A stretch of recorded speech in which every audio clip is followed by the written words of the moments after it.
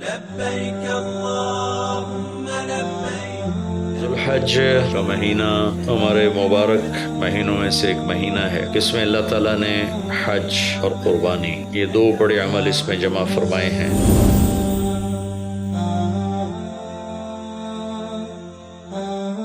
السلام علیکم ورحمۃ اللہ وبرکاتہ۔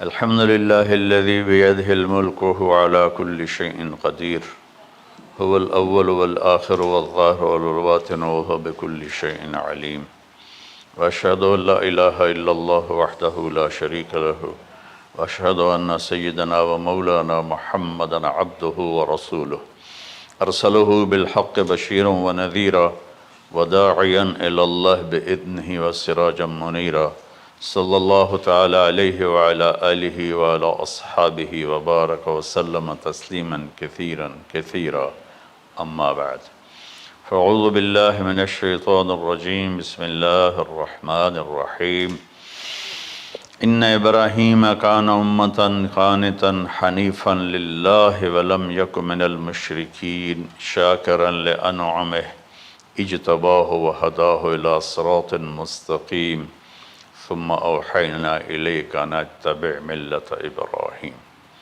وقال تعالى فلما أسلم وتله للجبين وناديناه أن يا إبراهيم قد صدقت الرؤيا إنا كذلك نجزي المحسنين۔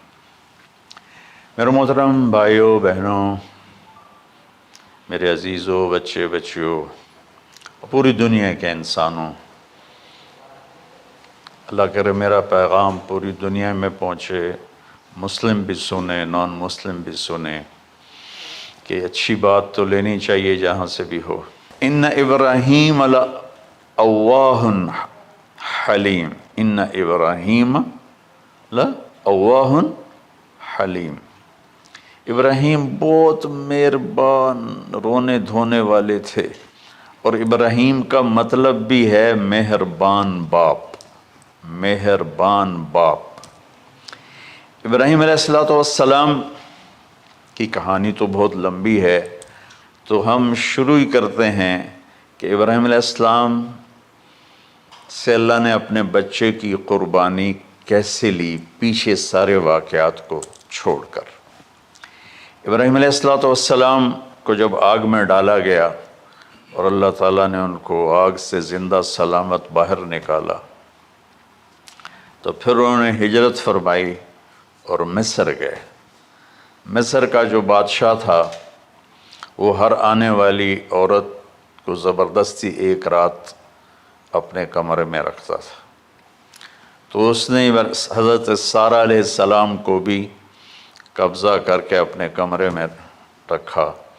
جو ہی ہاتھ بڑھاتا اس کا ہاتھ سوکھ جاتا، پیچھے کرتا تو ٹھیک ہو جاتا، پھر ایسے ہاتھ بڑھاتا سوکھ جاتا، پھر پیچھے کرتا ٹھیک ہو جاتا، پھر ایسے ہاتھ بڑھایا سوکھ گیا، پھر پیچھے کیا ٹھیک ہو گیا۔ تو اس نے کہا یہ تو کوئی اور ہی بات ہے، تو اس نے اپنی بیٹی حضرت ہاجرہ وہ ان ابراہیم علیہ السلام کے نکاح میں دے دی۔ ابراہیم علیہ السلام اس وقت 70 سے اوپر جا چکے تھے اور حضرت ہاجرہ 20-22 سال کی تھی۔ یہ 3 افراد کا قافلہ ہجرت کر کے فلسطین پہنچا، اور ابراہیم علیہ السلام کی عمر گزر گئی۔ رب ہب لی من الصالحین، یا اللہ کوئی نیک بچہ دے، یا اللہ کوئی نیک بچہ دے۔ اولاد کا نیک ہونا ضروری ہے، ڈاکٹر بنے، انجینئر بنے، عالم بنے، مفتی بنے، ان میں سے کوئی چیز ضروری نہیں، اولاد کا نیک ہونا ضروری ہے، اور اس کے لیے والدین کو ٹائم دینا پڑے گا، والدین کو محبت دینی پڑے گی، والدین کو گود دینی پڑے گی، والدین کو شفقت دینی پڑے گی، ورنہ اولاد اور ماں باپ 2 کنارے بن جائیں گے۔ کچھ تقریباً 84 سال کی عمر میں اللہ تعالیٰ نے حضرت ہاجرہ سے بیٹا دیا، سارہ کی بجائے ہاجرہ سے بیٹا دیا۔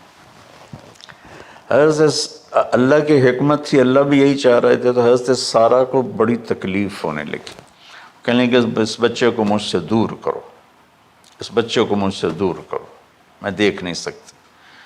تو جبریل آئے کہ اللہ تعالیٰ بھی فرما رہے ہیں کہ اسے یہاں سے دور کرو. کہ کہاں لے جاؤں؟ کہ یہ ہم بتائیں گے کہاں لے جانا ہے. تو جبریل انسانی شکل میں اونٹ پہ سوار ہو کر تشریف لائے، اور پیچھے حضرت ابراہیم علیہ السلام اپنی اونٹنی پر، بچہ بیگم، اور آگے جبریل رہبر کے طور پر. فلسطین سرسبز ہے، کہیں خشک ہے، لیکن پانی ہے، اچھی آبادی ہے. چلتے چلتے چلتے چلتے 1 مہینہ کا سفر کرنے کے بعد جب وہ علاقہ شروع ہوا جہاں کالے پہاڑ، کالے پتھر، کوئی پتا نہیں سبزے کا اور کوئی نشان نہیں پانی کا، وہاں سے چلتے چلتے چلتے 4 پہاڑوں کے اندر ایک وادی سی آئی. جب وہاں پہنچے تو جبریل کہنے لگے اللہ کے نبی یہاں ہاجرہ اور اسماعیل کو چھوڑ دیں. جب وہ آگ میں جا رہے تھے نا ابراہیم علیہ السلام، تو ایک لفظ نہیں بولے، بنا کہا حسبی اللہ ونعم الوکیل. لیکن جب جبریل نے کہا یہاں چھوڑ دیں تو ایک دم بولے یہاں کیسے چھوڑ دوں، یہاں تو کچھ بھی نہیں ہے، یہ کیسے رہیں گے؟ کہ یہ آپ کے رب کی منشا ہے، یہاں اللہ کا گھر بنے گا، یہاں اس بچے کی نسل سے ایک آخری نبی پیدا ہوگا جو پورے عالم کو روشن کرے گا، آپ چھوڑ دیں. تو وہ وہاں 3 دن رہے. ان کے لیے ایک چھپر سا بنایا لکڑیاں کاٹ کے، یا 2 دن رہے یا 1 دن، یہ تو کوئی تحقیق کوئی نہیں ہے، لیکن ایک چھپر سا ان کو بنا کے دیا ایسے، یعنی اس ایک اوپر وہ لکڑیوں کی چھاؤں کر دی اور نیچے ایسے بانس سے گاڑ دیے اور چل پڑے. تو حضرت ہاجرہ فرمانے لگے آپ کہاں جا رہے ہیں؟ اتنا بڑا امتحان تھا کہ جواب نہیں دینا، بس چپ کر کے چلو. انہوں نے پھر پوچھا آپ مجھے چھوڑ کے کیوں جا رہے ہیں؟ آگے سے خاموشی. چلتے چلتے 3 میل تک وہ اس طرح چلی. جب وہ کدئی پہنچیں تو اس وقت ان کو خیال آیا یہ اللہ کے نبی ہیں، کہیں ان کو اللہ نے نہ کہا.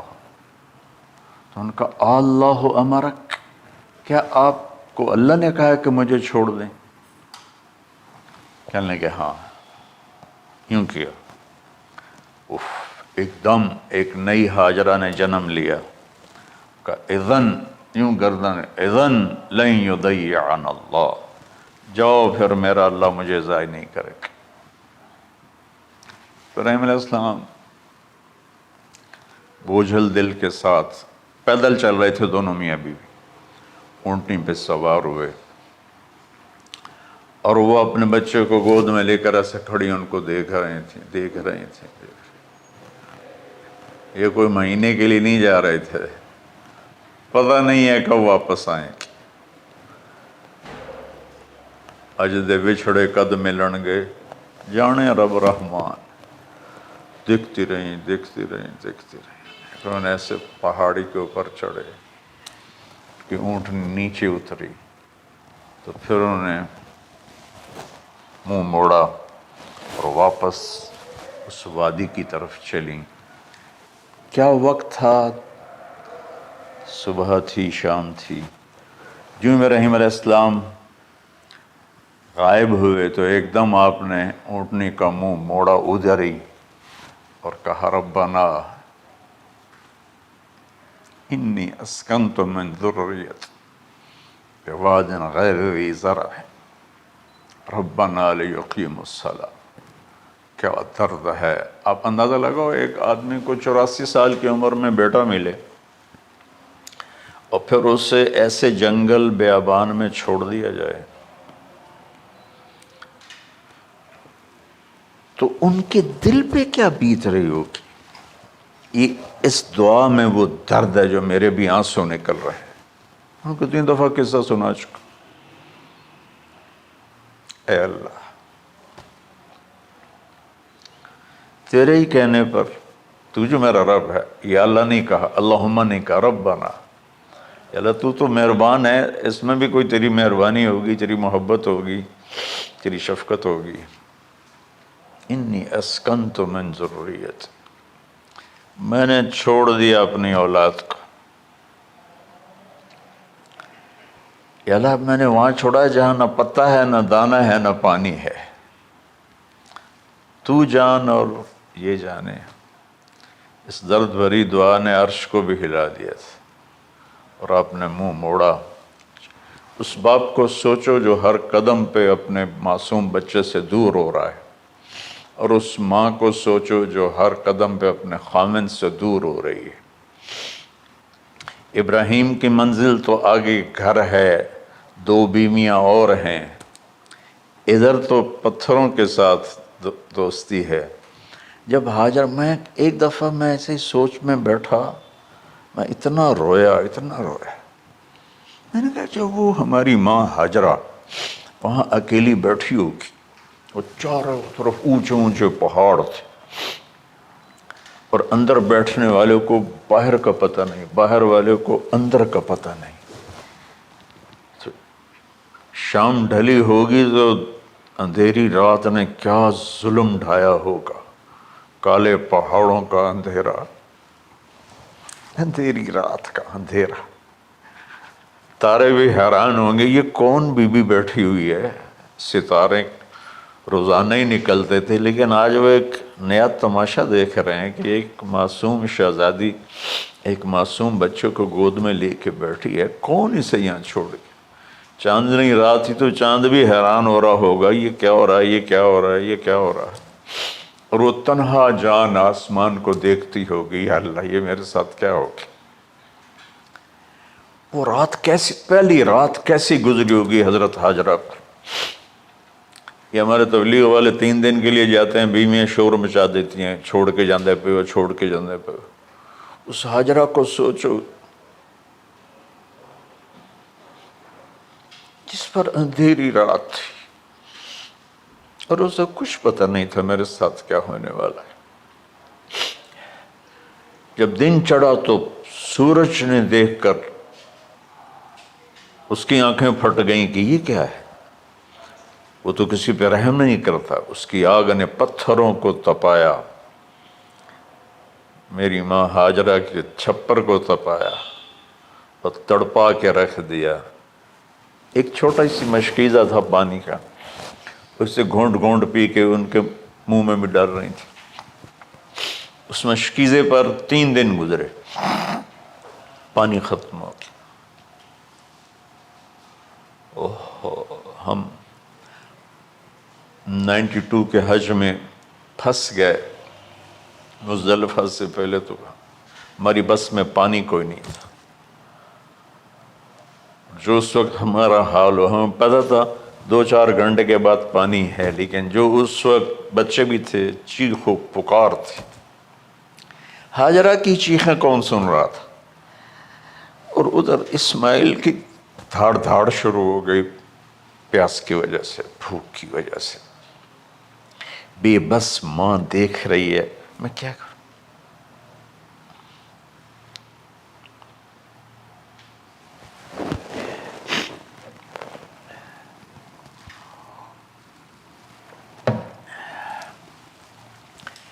میں قطر میں تھا جماعت میں، تو مجھے یہاں کندھے میں درد ہوا، میں ہاسپٹل گیا، تو ایمرجنسی سے انہوں لے کر گئے۔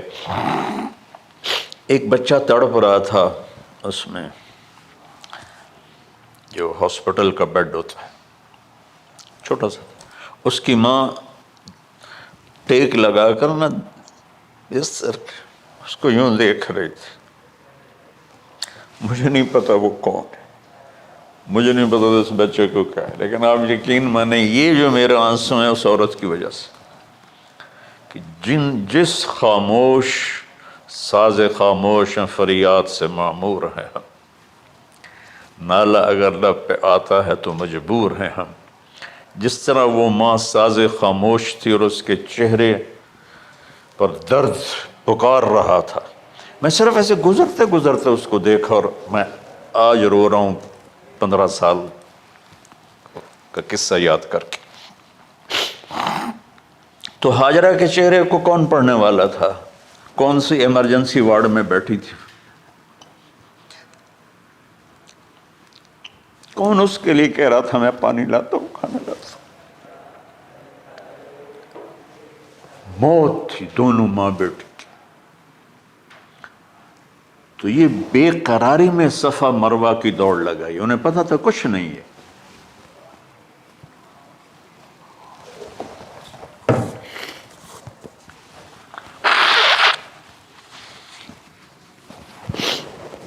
انہیں معلوم تھا کچھ نہیں ہے، لیکن وہ اس کو تڑپتے دیکھ نہیں پا رہے.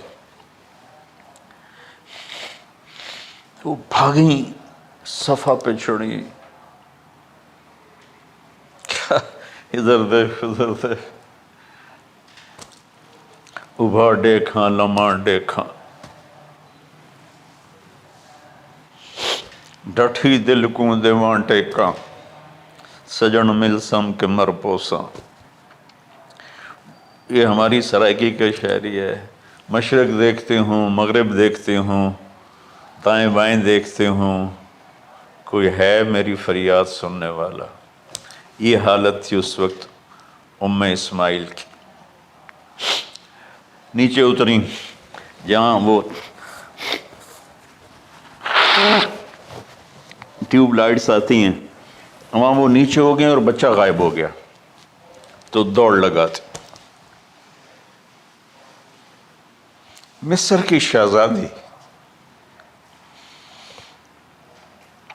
اور مکے کے نوکدار پتھروں کے اوپر دوڑ رہی تھی. جب بچہ نظر آیا پھر آہستہ ہو گئی، پھر مروہ پہ چڑھی، پھر صفا پہ چڑھی، پھر مروہ پہ چڑھی، پھر صفا. مجھے لگتا ہے صفا مروہ بھی رو رہے ہوں گے اس وقت، اور مکے کے پہاڑ بھی رو رہے ہوں گے. سورج بھی اس وقت رو رہا ہوگا. آخر وہ مروہ پہ تھک کے گر گئیں. یہ نہیں کہ انہیں 7 چکر لگانے تھے، 7ویں چکر کے بعد ان کی ہمت جواب دے گئی. وہ گر گئیں اور ان کا جینا چاہا کہ میں بچے کو اپنے سامنے مرتا دیکھوں، اس لیے وہیں گر گئیں کہ میں اتنے مر جاؤں وہ اتنے مر جاؤں. پھر ایسے حسرت بھری نظروں سے یوں دیکھا مر گیا کہ نہیں. تو وہاں ایک آدمی کھڑا تھا. پھر مردہ جسم میں پھر جان آ گئی. پھر انہوں نے اپنے آپ کو اٹھایا اور دوڑ لگائی. پہنچی تو آدمی غائب تھا اور ایڑیوں سے پانی نکل رہا تھا. اتنے چکر کیوں لگوائے، پہلے ہی نکال دیتا.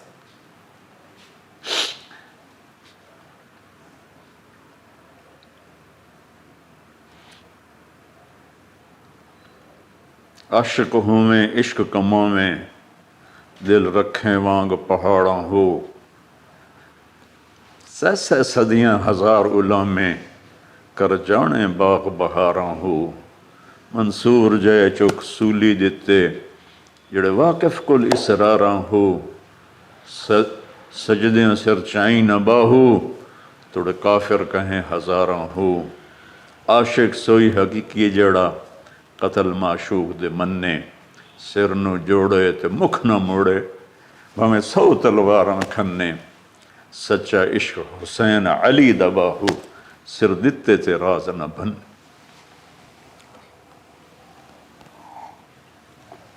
کوئی ابراہیم کا گلہ نہیں، شکوہ نہیں. یہ 7 چکر اور تڑپ اور درد، اس کے بعد پانی کیوں نکالا؟ پہلے کیوں نہیں نکالا؟ کہ عشق کا راستہ ہی ہے. میرے گھر کے راستے میں کوئی کہکشاں نہیں ہے. راستہ عشق اشقا سے. اشقا کہتے ہیں آکاس بیل جو درخت کو چمڑ جاتی پیلی. تو وہ درخت اس کا ایسا عاشق ہوتا ہے، سب کچھ اس کو کھلا کے خود خوش ہو کے جل کے بالن بن جاتا ہے۔ اس سے عشق ہے کہ عشق ایسی چیز ہے، عشق تے آتش ڈوہیں برابر اتے عشق دا تاؤ تے کھیڑا،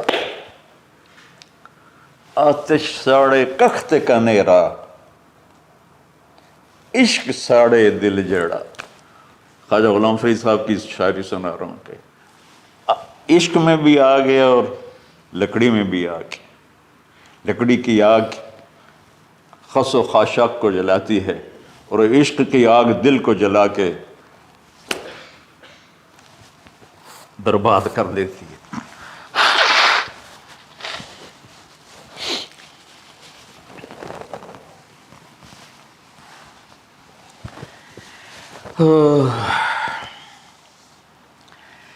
یہ دنیا میرے بھائی بہنوں امتحان کی جگہ ہے، ہم اسے جنت بنانا چاہتے ہیں، ہم یہاں اپنی مرضیاں پوری کرنا چاہتے ہیں۔ اللہ کی قسم، اللہ کی قسم، اللہ کی قسم، جس نے اپنی مرضی پہ چلنا شروع کیا وہ تباہ ہو گیا، جو اللہ رسول کی غلامی کے دائرے میں آیا وہ کامیاب ہو گیا۔ دیکھا تو پانی ابل رہا ہے، ابل رہا ہے، ابل رہا ہے، فوارے مار رہا ہے۔ تو اس وقت عبرانی لینگویج تھی تو ان کا زمزم زمزم، ٹھہر جا ٹھہر جا ٹھہر جا۔ وہ نیچے زور، اللہ کو بھی یہی منظور تھا، وہ نیچے زور۔ میرے نبی نے فرمایا اگر میری ماں زمزم نہ کہتی تو پورے عرب کو یہ پانی سیراب کر دیتا۔ اور آپ حیران ہوں گے، آج کل تو بہت زیادہ ایڈوانس ہے سائنس، تو سعودی گورنمنٹ نے کہ یہ اس کا سورس کیا ہے، یہ پانی کہاں سے آ رہا ہے، طائف تک ساری زمین کو کھنگالا، کوئی اس کا پیچھے سے لنک نہیں ہے۔ کہیں چشمہ ہوتا ہے نا تو پیچھے لنک ہوتا ہے، کہیں سے پانی نکل ہوتا ہے پیچھے سے لنک ہوتا ہے۔ زمزم کا کوئی لنک نہیں۔ جو ہی موٹر چلاتے ہیں تو 8-9 جھرنے ہیں، سوراخ، وہاں سے پانی ابل ابل کے آنا شروع ہو جاتا، اور جو ہی موٹر بند کرتے تو وہ جھرنوں کا پانی بند ہو جاتا۔ اس میں نہ مچھر ہے، نہ اس میں کوئی کیڑا ہے، نہ کوئی مکوڑا ہے، پاک صاف پانی، زمزم زمزم۔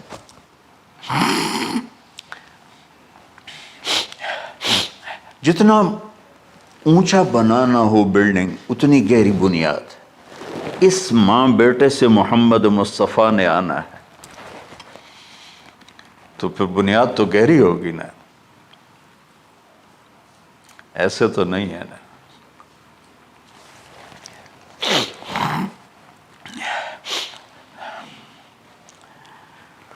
تو چونکہ محمد مصطفیٰ صلی اللہ علیہ وسلم کو اس بچے اور اس ماں سے اللہ نے وجود دینا، پیچھے ابراہیم والد ہیں دینا، ابراہیم علیہ السلام کی نسل میں 4000 انبیاء آئے، بنو اسرائیل میں 4000، اور حضرت اسماعیل علیہ السلام کا ایک ہی جو 1.25 لاکھ پہ بھاری نہیں ہے بلکہ کل کائنات پہ بھاری ہے اللہ کے بعد۔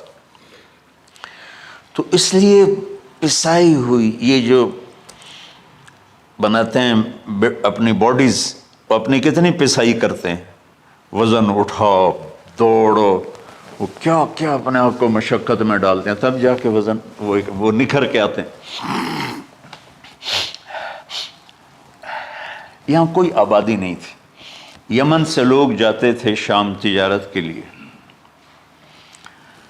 تو قبیلہ جرہم کا گزر تھا، پانی نہیں تھا، تو وہ پانی کی تلاش میں تھے۔ انہوں نے پرندے دیکھے، وہ کہنے کہ پرندے تو پانی پر آتے ہیں۔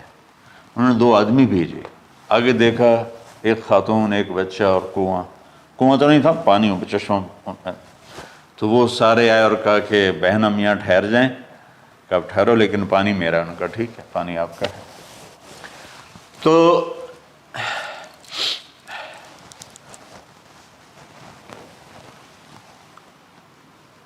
ایک سال کے بعد اجازت ملی، جاؤ مل کے آؤ، مل کے آؤ۔ جس گھاٹی سے ابراہیم کو جدا کیا تھا اس پر کتنی دفعہ حضرت ہاجرہ کی نظر پڑتی ہوگی۔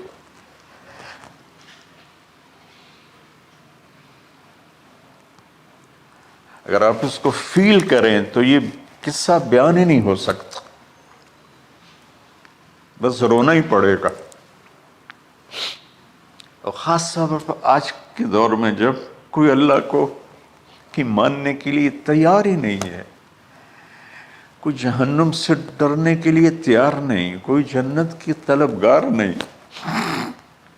1 سال کے بعد اونٹنی کا سر نظر آیا تو دل اچھل کے آسمان کو جا لگا کہ میری آنکھوں کی ٹھنڈک آ گئی، میرے سر کا سایہ آ گیا، میرے بیٹے کی چھاؤں آیا۔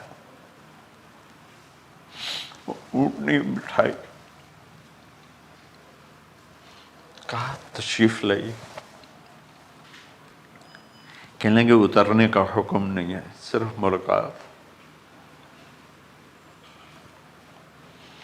نہ آتے صبر آیا ہوا تھا، صبر توڑ کے پھر جا رہے ہیں۔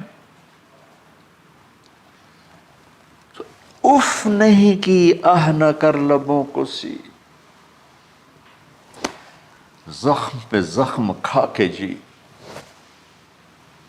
اپنے جگر کا لہو پی، آہ نہ کر لبوں کو سی، عشق ہے دل لگی نہیں، سینے پہ تیر کھائے جا، آگے قدم بڑھائے جا، یعنی زبان حال سے کہہ دے اس کے ہاں ستائے جا۔ کوئی شکوہ گلا نہیں ہے، یہ کیا ملنا ہے، نہ آتے وہیں بیٹھے رہتے۔ کہنے لگے اچھا بچہ گود میں دے دو، سینے سے لگایا، پیار کی، بہتے آنسو بچے کے رخسار پہ گرے، بچوں کو پتہ نہیں کون ہے۔ کہنے لگی اجازت ہے آپ کا سر دھو دوں، منہ دھو دوں، پاؤں دھو دوں، ہاتھ دھو دوں، یہ پانی پاک ملا ہے۔ ٹھیک ہے، واپس۔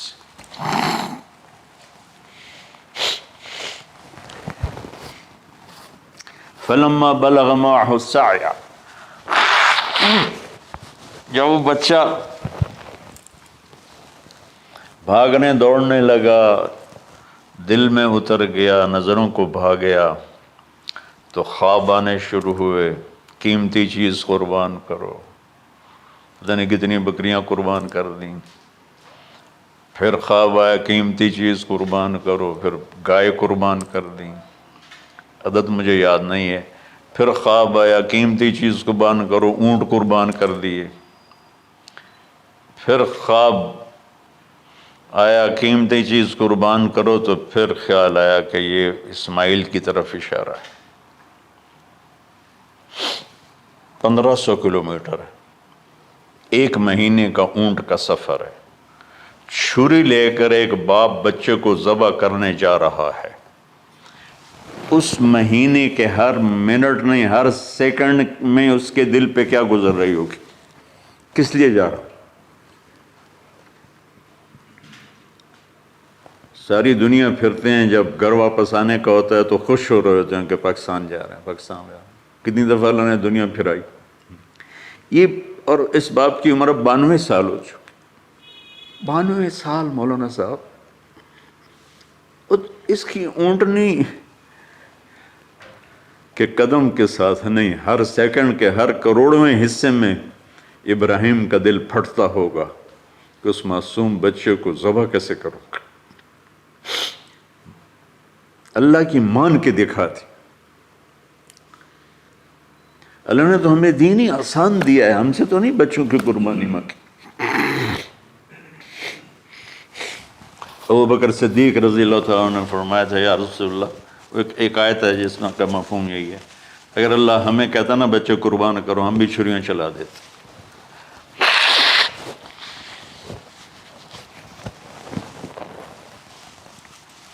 تو میں اس تصور میں جب ڈوبتا ہوں میں رونا شروع کر دیتا۔ 92 سال کی ہستی بڑھاپے میں 1 مہینے کی اذیت برداشت کرتے ہوئے جا رہے ہیں کہ بیٹا ذبح کرنا ہے، بیٹا ذبح کرنا ہے، بیٹا ذبح کرنا ہے۔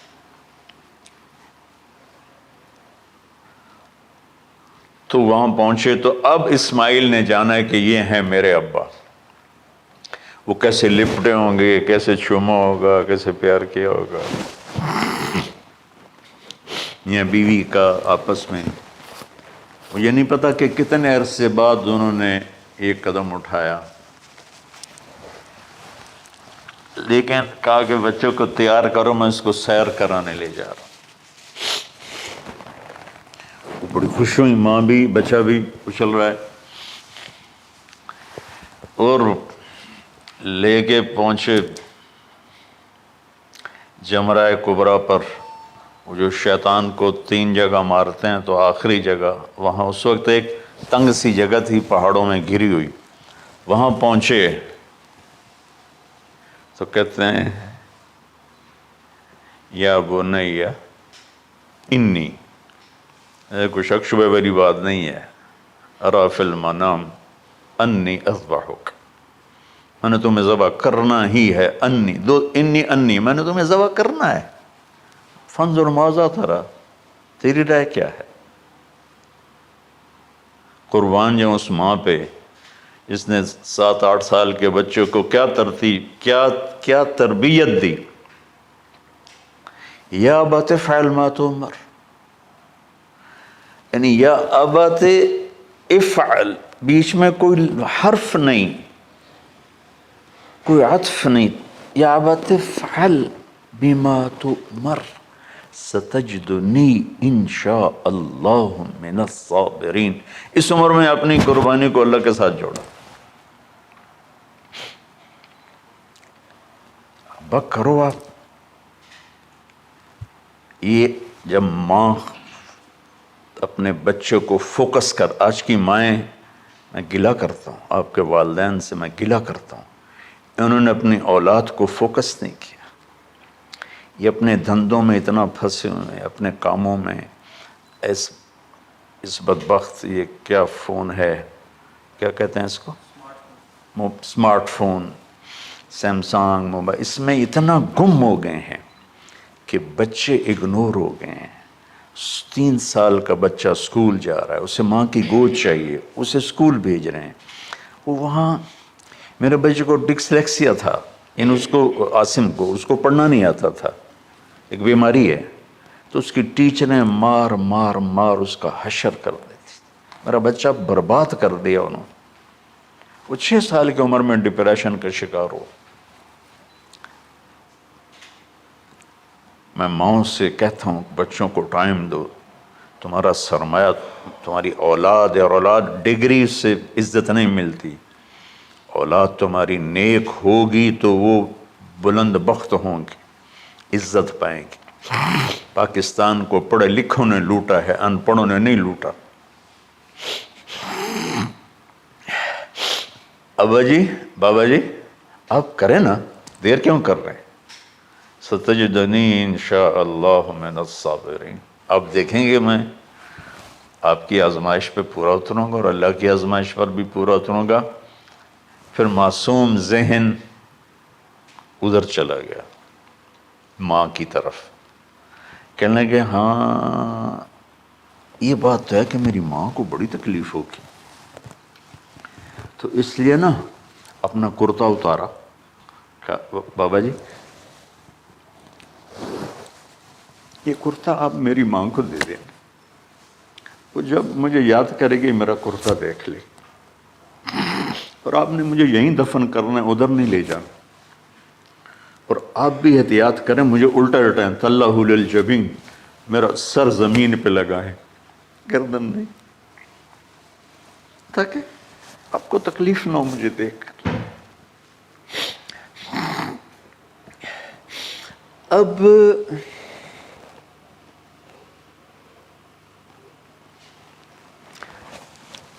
میں تو مرغی ذبح ہو رہی ہوں نا تو اس کو تڑپتے نہیں دیکھ سکتا۔ قربانی کے لیے مفتی صاحبان کہتے ہیں کہ اوپر کھڑا ہونا چاہیے، خود کرے یا اوپر کھڑا، میں نہیں کھڑا ہو سکتا، جانور جب تڑپتا ہے تو مجھے کچھ ہونے لگتا، تو میں بچوں کو بھیجتا ہوں جاؤ قربانی پہ کھڑے ہو۔ جیسے ابراہیم علیہ السلام کا تصور کر کے میری چیخیں نکل کہ انہوں نے جب ان کی کمر پہ گوڈا رکھا ہوگا یوں کر کے، ہاتھ باندھے، پاؤں باندھے، اور سر کے بال یوں اٹھا کے یہاں لائے ہوں گے سر کو، اور چھری یہاں رکھی ہوگی، تو کیا کیفیت ہو؟ تو یوں آسمان کو دیکھ کر کہ یا اللہ کیا تم مجھ سے ناراض ہو گیا کہ میرے دل میں اسماعیل زیادہ اتر گیا ہے؟ یا اللہ ایسا کبھی نہیں ہے، یا اللہ یا میرا کوئی امتحان تو لے رہا ہے، یا اللہ تیرے پر سب کچھ قربان ہے، اور یوں چلائی، اور اللہ تعالیٰ نے چھری کی کیا حیثیت ہے، اس نے چلنے سے انکار کر دیا، پھر چلائے، پھر چلائے۔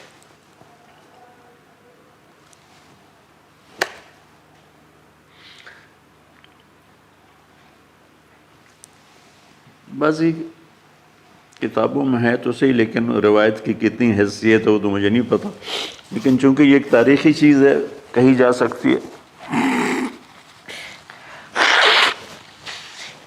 کہتے ہیں پھر گئے اور چھری کو تیز کیا پتھر پر، تیز کر کے جب آئن اور بال پکڑے۔ آسمان کے فرشتے 2 دفعہ روئے ہیں انسانی تاریخ میں، آسمان کے فرشتے 2 دفعہ روئے ہیں انسانی تاریخ میں۔ ایک جب ابراہیم علیہ السلام نے ان کی کمر پہ اپنا گھٹنا رکھا کہ سر کے بال پکڑ اور چھری پکڑ کے یہ کہا یا اللہ تم مجھ سے ناراض ہو، تو آسمان کے فرشتوں کی چیخیں نکل گئی۔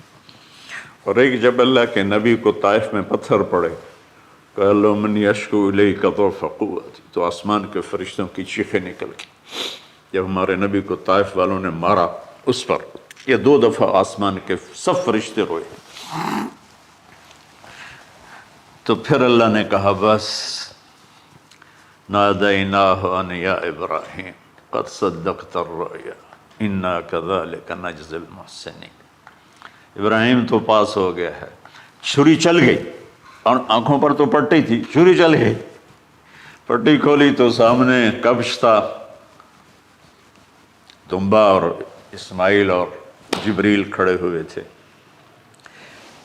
اس جانور کی قربانی ایک علامت ہے، اس قربانی سے ایک پیغام ہے کہ اپنے غلط جذبات کو اللہ پر قربان کر دو۔ ہم سے اللہ نہیں کہہ رہا بچے قربان کرو، ہم سے کہہ رہا غلط جذبات قربان کرو۔